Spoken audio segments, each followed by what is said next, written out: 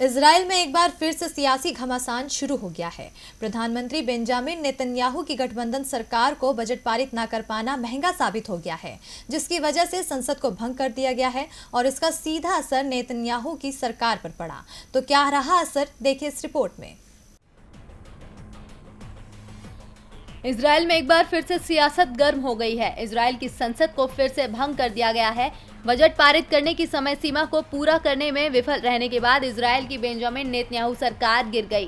दरअसल बजट समझौते को लेकर कोई समझौता नहीं बन पाया, जिसके बाद गठबंधन वाली बेंजामिन सरकार की दो प्रमुख पार्टियों के बीच बातचीत विफल हो गई, जिसके बाद अब एक बार फिर से आम चुनाव होगा। आपको बता दें कि 2 सालों में इजराइल में ये चौथा आम चुनाव होगा।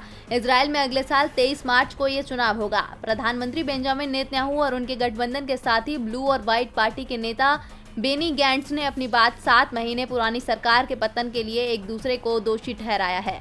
नेतन्याहू ने कहा कि ब्लू और व्हाइट पार्टी के नेता समझौते से हट गए हैं और हमें महामारी के दौरान अनावश्यक चुनावों की ओर खींच लिया।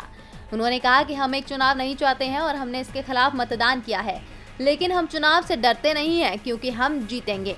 वहीं गठबंधन सरकार के सहयोगी और रक्षा मंत्री बेनी गेंट्स ने नेतन्याहू पर वादा खिलाफी का आरोप लगाया। उन्होंने कहा है कि अब बेहतर यही होगा कि देश में नए चुनाव कराए जाएं। गेंट्स ने नेतन्याहू पर भ्रष्टाचार के आरोपों का जिक्र करते हुए कहा कि मुझे खेद है कि प्रधानमंत्री अपने मुकदमे के पक्षधर हैं और जनहित के नहीं। गेंट्स ने कहा कि अब बेहतर यही होगा कि देश में नए चुनाव कराए जाएं। डीवी लाइव की रिपोर्ट।